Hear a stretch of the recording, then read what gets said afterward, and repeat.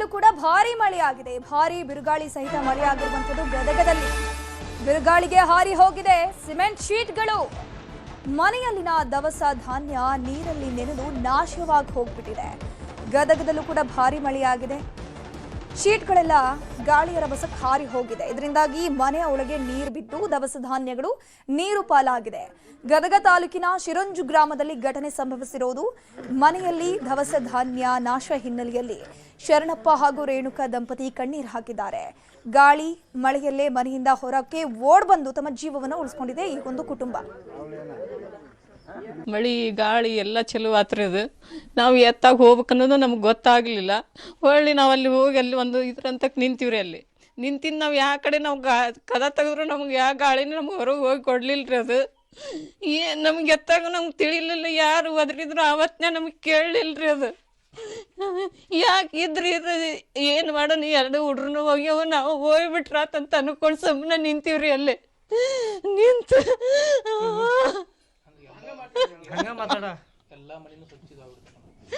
ಎಲ್ಲ ಪಡ ಪಡ ಓಟ ಹಾರ ಕುಂತು ಬಿಟ್ಟವ್ರಿ. ಅವು ಹಾರ ಕುಂತಿಂದ ಎಲ್ಲ ಲಕ್ಷಣೆಗ ಕುಂತಪ್ಪ. ನಾವು ಹೊರಗೆ ಹೋಗಿ ನಾವು ಸಾಯ್ತೀವಿ ಅಂತಂದು ಎಷ್ಟು ಕದ ತೆಗೆದ್ರು ಇದು ಆಗ್ಲಿಲ್ರಿ. ನನಗೆ ಹೊರಗೆ ಹೋಗಕ್ಕೆ ಚಾನ್ಸ ಸಿಗ್ಲಿಲ್ಲ.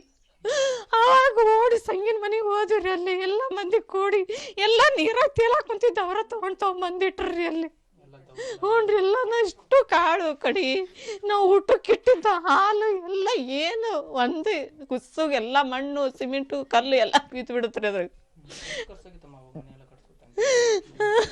ನಮ್ಮ ಮನೆ ಅದು ಎಲ್ಲ ವ್ಯವಸ್ಥೆ. ಗದಗ್ನ ಗಂಗಿಮಡಿ ಬಡಾವಣೆಯಲ್ಲೂ ಕೂಡ ಅವಾಂತರ ಆಗಿದೆ. ಹಾರಿ ಹೋಗಿದೆ 70ಕ್ಕೂ ಹೆಚ್ಚು ಮನೆಗಳ ಶೀಟ್ಗಳು. ತಾಯಿ ಹಾಗೂ ಗರ್ಭಿಣಿ ಮಗಳು ಮೊಮ್ಮಕ್ಕಳು ಬಚಾವಾಗಿದ್ದಾರೆ. ಮನೆಗಳಲ್ಲಿನ ದಿನಸಿ ಅಡುಗೆ ಸೇರಿ ಎಲ್ಲವೂ ಕೂಡ ನೀರು ಪಾಲಾಗಿದೆ. ಒಂದೆರಡಲ್ಲ, ಬರೋಬ್ಬರಿ 70ಕ್ಕೂ ಹೆಚ್ಚು ಮನೆಗಳ ಶೀಟ್ಗಳು ಏನಿದೆ ಹಾರಿ ಹೋಗಿರೋದು. 70ಕ್ಕೂ ಹೆಚ್ಚು ಕುಟುಂಬಗಳು ಚಳಿಯಲ್ಲೇ ಹೊರಗಡೆ ನಿಲ್ಲುವಂಥ ಪರಿಸ್ಥಿತಿಯಲ್ಲಿ ನಿರ್ಮಾಣ ಆಗಿದೆ. ವೃದ್ಧರು, ಮಹಿಳೆಯರು, ಗರ್ಭಿಣಿ ಮಕ್ಕಳ ಗೋಳಾಟ ಹೇಳತೀರದಾಗಿದೆ. ಸ್ಥಳಕ್ಕೆ ಯಾರೂ ಕೂಡ ಇದುವರೆಗೂ ಬಂದಿಲ್ಲ.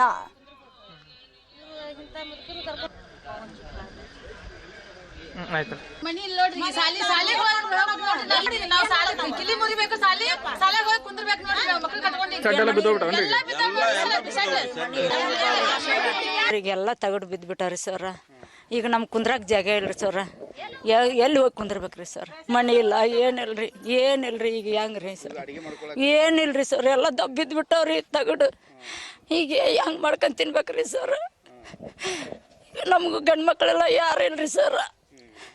ಈಗ ಏನು ಬಂದೈತೆ ಅನ್ನೋದು ತಿಳಿದಂಗೆ ಆಗ್ಬಿಟ್ಟತ್ರಿ. ಕೈ ಕಲ್ತಾರ ಆ ಥರ ನೋಡಿದವ್ರಿ ಸರ್. ಈಗೆಲ್ಲ ತಗಡು ಬಿದ್ದುಬಿಟ್ಟಾರಿ ಸರ್. ಈಗ ನಮ್ಗೆ ಕುಂದ್ರಾಗ ಜಾಗ ಇಲ್ರಿ ಸರ್. ಎಲ್ಲಿ ಹೋಗಿ. ರಾಜ್ಯದ ಒಟ್ಟು 10 ಜಿಲ್ಲೆಗಳಿಗೆ ಆರೆಂಜ್ ಅಲರ್ಟ್ ಅನ್ನು ಘೋಷಣೆ ಮಾಡಲಾಗಿದೆ. 21 ಜಿಲ್ಲೆಗಳಿಗೆ ಯೆಲ್ಲೋ ಅಲರ್ಟ್. ಬೆಂಗಳೂರು ಸೇರಿ ಸುತ್ತಮುತ್ತ ಇವತ್ತು ಮಳೆಯ ಸಾಧ್ಯತೆ ಇದೆ. ರಾಜ್ಯದ ಒಟ್ಟು 10 ಜಿಲ್ಲೆಗಳಿಗೆ ಆರೆಂಜ್ ಅಲರ್ಟ್ ಆದರೆ ರಾಜ್ಯದ 21 ಜಿಲ್ಲೆಗಳಿಗೆ ಯೆಲ್ಲೋ ಅಲರ್ಟ್ ಅನ್ನು ಘೋಷಣೆ ಮಾಡಲಾಗಿದೆ. ಬಹುತೇಕ ಎಲ್ಲ ಜಿಲ್ಲೆಗಳಲ್ಲೂ ಭಾರಿ ಮಳೆಯಾಗುತ್ತೆ. ಬೆಂಗಳೂರು ಸೇರಿ ಸುತ್ತಮುತ್ತ ಇವತ್ತು ಮಳೆಯ ಸಾಧ್ಯತೆ ಇದೆ. ಕಲಬುರಗಿ, ಬೆಳಗಾವಿ, ಧಾರವಾಡ, ಗದಗ, ಹಾವೇರಿ, ಚಿಕ್ಕಮಗಳೂರು, ಹಾಸನ, ಕೊಡಗು, ಮಂಡ್ಯ, ಮೈಸೂರು ಜಿಲ್ಲೆಗಳಿಗೆ ಆರೆಂಜ್ ಅಲರ್ಟ್ ಅನ್ನು ಘೋಷಣೆ ಮಾಡಲಾಗಿದೆ. ಉಳಿದಂತೆ ಬೆಂಗಳೂರು ಸೇರಿದಂತೆ ಎಲ್ಲ ಜಿಲ್ಲೆಗಳಲ್ಲೂ ಯೆಲ್ಲೋ ಅಲರ್ಟ್ ಘೋಷಿಸಲಾಗಿರುವಂಥದ್ದು. ಈಗಾಗಲೇ ಭಾರೀ ಮಳೆಯ ಹಿನ್ನೆಲೆಯಲ್ಲಿ ರಾಜ್ಯದ ನಾನಾ ಭಾಗಗಳಲ್ಲಿ ಹಾನಿಗಳಾಗಿದೆ, ಜೀವ ಹಾನಿಗಳಾಗಿದೆ. ಸೊ ಇನ್ನೂ ಕೂಡ ಈ ಮಳೆ ಮುಂದುವರಿಯುವಂಥ ಎಲ್ಲ ಲಕ್ಷಣಗಳು ಕಾಣಿಸ್ತಿದೆ ಅಂತ ಹವಾಮಾನ ಇಲಾಖೆ ಮುನ್ಸೂಚನೆ ಕೊಟ್ಟಿದೆ. 10 ಜಿಲ್ಲೆಗಳಿಗೆ ಆರೆಂಜ್ ಅಲರ್ಟ್ ಅನ್ನು ಘೋಷಣೆ ಮಾಡಿದರೆ 21 ಜಿಲ್ಲೆಗಳಿಗೆ ಯೆಲ್ಲೋ ಅಲರ್ಟ್ ಅನ್ನು ಘೋಷಣೆ ಮಾಡಲಾಗಿದೆ. ಬೆಂಗಳೂರು ಸೇರಿದಂತೆ ಬೆಂಗಳೂರಿನ ಸುತ್ತಮುತ್ತಲ ಭಾಗದಲ್ಲೂ ಕೂಡ ಇಂದು ಮಳೆಯಾಗುವಂಥ ಚಾನ್ಸಸ್ ಇದೆ ಅಂತ ಹವಾಮಾನ ಇಲಾಖೆ ಮುನ್ಸೂಚನೆ ಕೊಟ್ಟಿದೆ. ಸೊ ಹಾಗಾಗಿ ಎಲ್ಲರೂ ಕೂಡ ಜಮೀನುಗಳಿಗೆ ಹೋಗುವಂಥ ಜನರು ಆದಷ್ಟು ಸೇಫ್ ಆಗಿರಬೇಕು ಅಂತ ಮನವಿ ಮಾಡಿಕೊಳ್ಳಲಾಗ್ತಾ ಇದೆ. ಈಗಾಗಲೇ ಮುಂಗಾರು ಪೂರ್ವ ಮಳೆಯಿಂದ ಸಾಕಷ್ಟು ಅನಾಹುತಗಳಾಗಿದೆ. ಮೇ 26 ನಂತರ ಮುಂಗಾರು ಎಂಟ್ರಿ ಆಗುತ್ತೆ. ಆದರೆ ಮುಂಗಾರು ಪೂರ್ವ ಮಳೆಯ ಅಬ್ಬರದಿಂದಾಗಿ ಸಾಕಷ್ಟು ಅನಾಹುತಗಳು ಈಗಲೇ ನಿರ್ಮಾಣ ಆಗಿ ಹೋಗಿದೆ.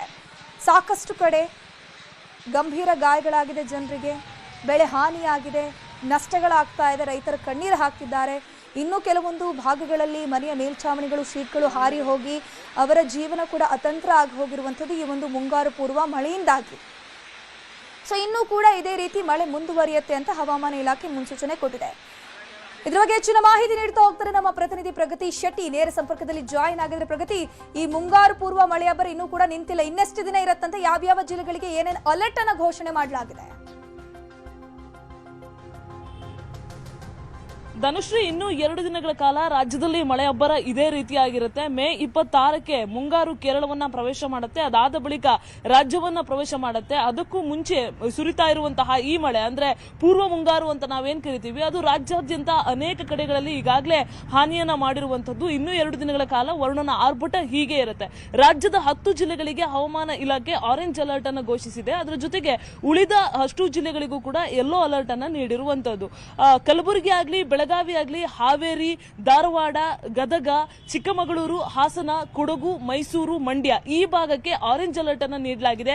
ಇಲ್ಲಿ ಜನ ಅತಿ ಹೆಚ್ಚು ಜಾಗೃತರಾಗಿರಬೇಕು. ತಗ್ಗು ಪ್ರದೇಶದ ಮನೆಗಳಲ್ಲಿರುವವರ ಮನೆಗಳಿಗೆ ನೀರು ನುಗ್ಗುವಂತಹ ಸಾಧ್ಯತೆ ಇರುತ್ತೆ. ಸೊ ಹಾಗಾಗಿ ಮನೆಗಳಲ್ಲಿ ಜನ ಮತ್ತೆ ಅಲ್ಲಿರುವಂತಹ ಜಾನುವಾರ ಇವೆಲ್ಲವನ್ನು ಕೂಡ ಸ್ಥಳಾಂತರ ಮಾಡಬೇಕು ಅನ್ನುವಂತಹ ಸೂಚನೆಯನ್ನು ಕೊಟ್ಟಿದ್ದಾರೆ. ಜೊತೆಗೆ ಮಳೆಯ ಜೊತೆಗೆ ಗಾಳಿಯ ವೇಗ ಕೂಡ ಜಾಸ್ತಿ ಇರುವಂತಹ ಕಾರಣ ಸುಖಾಸುಮ್ಮನೆ ಮರದ ಕೆಳಗಡೆ ನಿಂತ್ಕೊಳ್ಳೋದು ಅಥವಾ ಮಳೆ ಬಂದಂತಹ ಸಂದರ್ಭದಲ್ಲಿ ಬಿಲ್ಡಿಂಗ್ ನ ಆಧರಿಸಿ ನಿಲ್ಲುವಂತಹದ್ದು ಮಾಡಬಾರದು. ವಿದ್ಯುತ್ ಕಂಬಗಳು ಜೊತೆಗೆ ಮರಗಳು ಉರುಳುವಂತಹ ಸಾಧ್ಯತೆ ಇರುತ್ತೆ. ಅತಿ ಹೆಚ್ಚಿನ ಜಾಗೃತೆಯನ್ನು ವಹಿಸಬೇಕು ಅಂತ ಹವಾಮಾನ ಇಲಾಖೆ ಎಚ್ಚರಿಕೆಯನ್ನ ಕೊಟ್ಟಿರುವಂತದ್ದು.